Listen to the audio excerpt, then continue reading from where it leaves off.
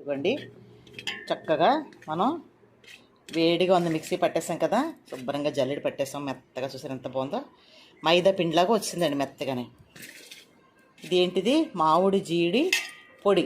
ఓకేనా, జీడి బాగా ఆరబెట్టి పై పొపరది తీసి ఆడిన పొడిది. ఎంత స్మూత్గా ఉందో చూడండి. అయితే మనం సేమ్ అలాగే అల్లం పొడి, ఉత్తి అల్లం ఉంటుంది కదా, అల్లాన్ని తొక్కతోనే నేను నీట్గా కడిగేసి 4-5 సార్లు చిన్న చిన్న ముక్కలుగా కట్ చేసేసి, ఇప్పుడు మామిడి జీడి ఎలాగైతే ఆరబెట్టామో డ్రైగా, ఇది కూడా మంచి ఎండలు కాబట్టి 2 రోజులకు ఆరిపోయిందండి. ఈ 2 రోజుల తర్వాత ఇది కూడా సేమ్ మిక్సీ పట్టేసేసి, ఇదిగోండి చూసారా, ఉత్తి అల్లం పొడి ఇది. ఓకేనా, ఇది అల్లం పొడి, ఇది మామిడి జీడి పొడి. ఓకేనా, ఇంకా నేను ఇందులో ఏమేమి కలుపుతానో మీకు చూపిస్తాను. మెంతులు వేస్తాను, కొద్దిగా వామ్ వేస్తాను, అలాగే కొద్దిగా ధనియాలు, కొద్దిగా జీలకర్ర, అవన్నీ దోరగా వేపేసి అది కూడా పొడి చేసేసి అన్నీ కలిపి మళ్ళీ మీకు చూపిస్తాను. ఓకేనా, చేసుకోండి మీరు.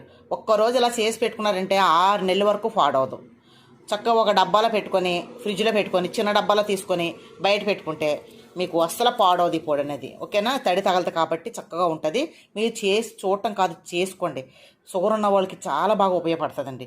అలాగే బాడీ పెయిన్స్ ఉంటాయి, నరాల నొప్పులు వచ్చేస్తుంటాయి, తిమ్మిర్లు వచ్చేస్తుంటాయి, వాళ్ళందరికీ చాలా బాగా ఉపయోగపడుతుంది. ఉదయాన్నే ఎవరైతే హాట్ వాటర్ తాగుతారో 10 సంవత్సరాలు ఎక్స్ట్రా బతుకుతారటండి, అది మాత్రం నిజం. ఓకేనా, హాట్ వాటర్ కంపల్సరీ తాగండి. చలికాలమైనా వేసవకాలమైనా గోరువెచ్చగా నీళ్ళు తాగండి. ఆ గోరువెచ్చ నీళ్ళలో ఈ పొడిని ఎలా కలుపుకోవాలో మీకు చూపిస్తాను. ఓకేనా, ఇప్పుడు అవి కూడా వేపుకుందారు.